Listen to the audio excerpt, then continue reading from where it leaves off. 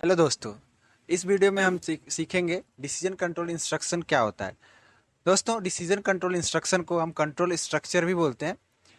जैसे कि हम अपने रियल लाइफ प्रॉब्लम में भी बहुत सारे एक्शन को करते टाइम बहुत सारे ऐसे सर्कमस्टांसेस आते हैं, ऐसे सारे कंडीशन आते हैं जिसमें हमें उस इंस्ट्रक्शन को छोड़ के दूसरे इंस्ट्रक्शन की तरफ मूव करना पड़ता है।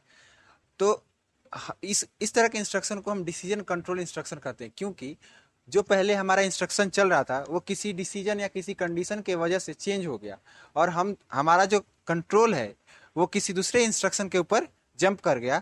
तो ये हमारा डिसीजन कंट्रोल इंस्ट्रक्शन भी प्रोग्रामिंग के लैंग्वेज में भी इसी तरह से चलता है। जैसे कुछ एग्जाम्पल अगर देखें, जैसे कि मैंने यहाँ पे एक एग्जाम्पल लिखा हुआ कि if the weather is fine then I would go to market. यानी कि अगर जो वेदर है वो ठीक रहेगा तभी मैं मार्केट जाऊँगा। अगला अगला भी एक एग्जाम्पल है, जैसे अगर हाईवे बिजी है तो हम डाइवर्जन ले लेंगे। तो यहाँ पे जो हाईवे बिजी है एक कंडीशन है, क्योंकि सबसे पहले तो मैं हाईवे पे ही चल रहा होऊंगा और जैसे ही हाईवे अगर मुझे बिजी दिखा तो मैं डाइवर्जन पे जाऊंगा। यानी कि कंडीशन आने के साथ साथ हमारा कंट्रोल भी चेंज हो जाता है। इसी तरह से प्रोग्रामिंग में बहुत सारे ऐसे कंडीशन आते हैं जिस जिस टाइम पे हमें अपने प्रोग्रामिंग के इंस्ट्रक्शन के कंट्रोल को दूसरे इंस्ट्रक्शन के ऊपर मूव करवाना पड़ता है। इसको हम करने के लिए बहुत सारे तरीके का यूज करते हैं, जैसे if else condition, if else if condition, या फिर लूपिंग इंस्ट्रक्शन। लूपिंग इंस्ट्रक्शन के अंदर हमारे पास तीन तरह के लूप होते हैं, वाइल, डू वाइल और फोर लूप। जैसे कि इफ स्टेटमेंट जो होता है उसमें हम बस इतना ही करना चाहते हैं, जैसे अगर कोई हमें काम करना है और वो उस काम करने का कंडीशन अगर ट्रू है तो हम वो काम करेंगे, अदरवाइज हम कुछ नहीं करेंगे। तो इस तरह के स्टेटमेंट को इफ स्टेटमेंट बोलते हैं। जैसे यहाँ पर हम देख सकते हैं कि if statement is use when we if statement is used when we only want to execute our line of code if our condition is true। अगर हमारा कंडीशन ट्रू है तो अपने लाइन ऑफ कोड को एग्जीक्यूट करवाएंगे, otherwise नहीं करवाएंगे। और हम उसके अलावा किसी और कंडीशन या किसी और आउटपुट का भी इंतजार नहीं करते, अपने प्रोग्राम को हम एग्जीक्यूट करवा देते हैं। और इफ स्टेटमेंट जो है बुलियन वैल्यू रिटर्न करता है, या बुलियन वैल्यू का मतलब ट्रू या फॉल्स। यानी ट्रू अगर होगा तो 1 रिटर्न करेगा और फॉल्स होगा तो 0 रिटर्न करेगा हमारा प्रोग्राम। तो दो तरह के वैल्यू होते हैं बुलियन वैल्यू में, ट्रू और फॉल्स। इसका सिंटेक्स का अगर हम देखें तो सिंटेक्स जो होता है इफ के बाद एक पैरेंथेसिस लगता है और पैरेंथेसिस के अंदर हम कंडीशन डालते हैं, वो कंडीशन जिसपे हमारा जो स्टेटमेंट है ट्रू रिटर्न करे। अगर वो कंडीशन ट्रू होता है तो हमारे प्रोग्राम के अंदर के इंस्ट्रक्शन जो है चलते हैं। जैसे स्टेटमेंट 1 चलेगा, फिर स्टेटमेंट 2 चलेगा। ये तब चलेगा जब इफ के अंदर लिखा हुआ कंडीशन ट्रू हो जाएगा। यहाँ पर एक प्रोग्राम है जिसकी मदद से हम देख सकते हैं किस तरह से इफ कंडीशन चलता है। सबसे पहले मैंने एक प्रोग्राम लिखा जिसके अंदर एक वेरिएबल एक्स को इनिशियलाइज किया। अब मैं उसके आगे वाले इंस्ट्रक्शन में कंडीशन लगाता हूँ, इफ कंडीशन, जिसमें कि मैं ये चेक करता हूँ कि अगर नंबर एक्स या एक से बड़ा है, सॉरी एक्स ग्रेटर देन और इक्वल टू 2 है, देन हम क्या करेंगे, ये वाली लाइन यानी प्रिंटफ स्टेटमेंट को प्रिंट करवाएंगे। और उसमें जो मैसेज आएगा वो लिखा होगा the number is less than और इक्वल टू 2। अगर ये नंबर एक से टू से छोटा होता यानी 1 होता, 0 होता, देन हमारा प्रोग्राम कुछ भी रिटर्न नहीं करता और हमारा प्रोग्राम एग्जीक्यूट होकर के टर्मिनेट हो जाता है विदाउट एनी आउटपुट। लेकिन जब ये कंडीशन सेटिस्फाई होता है, यानी एक्स की वैल्यू जो है 2 या 2 के इक्वल है, सॉरी 2 या 2 से बड़ी है, तो हमारा इंस्ट्रक्शन जो प्रिंटफ इंस्ट्रक्शन है वो चलता है। इसका मतलब कि ये इफ कंडीशन के ट्रू होने पर आउटपुट देता है, अदरवाइज नहीं देता। सो हम यहाँ से हम कंक्लूजन निकाल सकते हैं कि इफ कंडीशन जो है यानी इफ स्टेटमेंट जो है वो बस अपने कंडीशन को चेक करता है और प्रोग्राम को एग्जीक्यूट करवाता है, उसके अलावा कुछ नहीं करता। सेम इसी तरह का एक हम अलग स्टेटमेंट देखेंगे जिसको इफ एल्स स्टेटमेंट बोलते हैं। इफ एल्स स्टेटमेंट में हम देखेंगे कि जब हमारी कंडीशन फॉल्स होती है तो कौन सी लाइन चलेगी, ये हम एल्स स्टेटमेंट में लिखते हैं। हम उसे भी देखते हैं।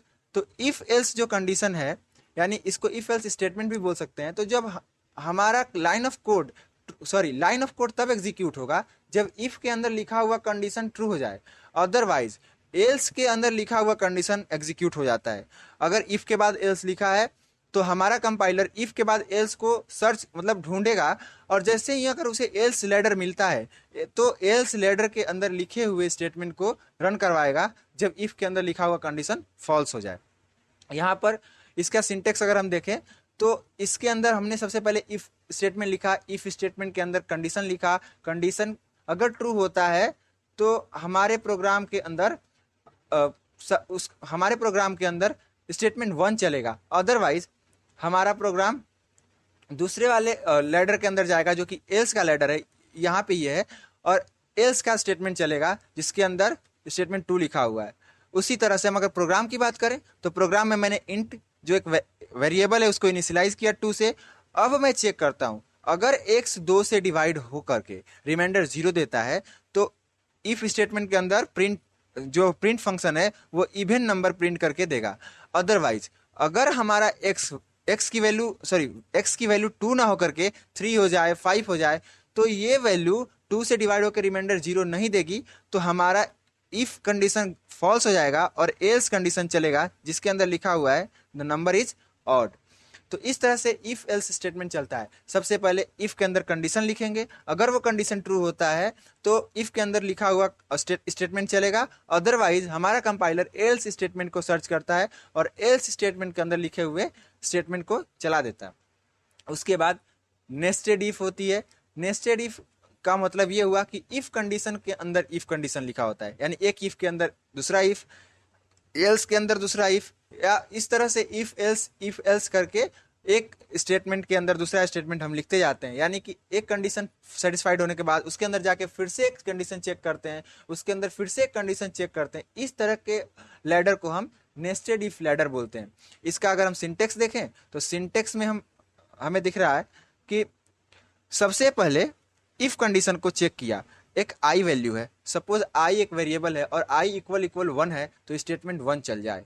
अदरवाइज एल्स कंडीशन चेक करते हैं कि उस एल्स कंडीशन के अंदर जाएंगे, अगर आई की वैल्यू 1 ना हो तो हम चेक करेंगे कि आई की वैल्यू दूसरी वैल्यू है, तो हमने देखा कि एल्स कंडीशन चला और एल्स के अंदर आकर के फिर से एक इफ कंडीशन लगा है जिसके अंदर हम देख रहे हैं कि आई की वैल्यू 2 से चेक की जा रही है, कंपेयर की जा रही है। अगर आई की वैल्यू 2 हो जाए तो स्टेटमेंट नंबर 2 चलेगा।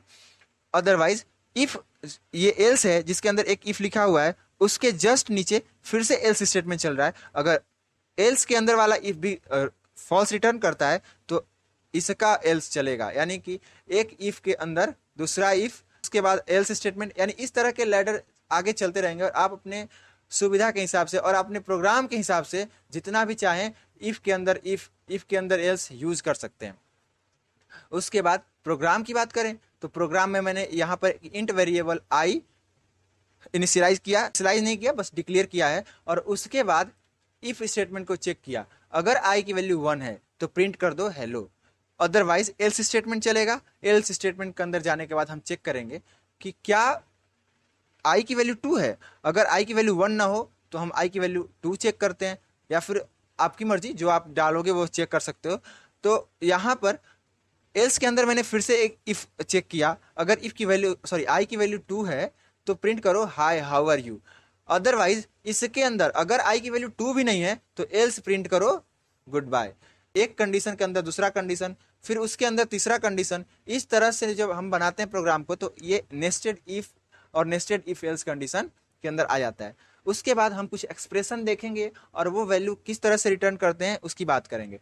तो सबसे पहले अगर x इक्वल 2 है, यानी कि हम लोग अपने प्रोग्राम के अंदर लिखे हुए वेरिएबल को कंपेयर कर रहे हैं, अगर x और y दोनों बराबर है तो हमारा वैल्यू जो है ट्रू रिटर्न करेगा, और ट्रू का होने का मतलब कि जो हमारा प्रोग्राम है वो हमारे प्रोग्राम को 1 रिटर्न करता है, और 1 का मतलब ही ट्रू होता है।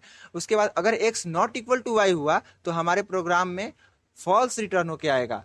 कैसे चेक करते हैं, इज ट्रू इफ, कब ट्रू होगा, जब x is not equal to y। ये नॉट इक्वल टू ऑपरेटर है जो कि एक्सक्लेमेशन साइन से लिखा जाता है।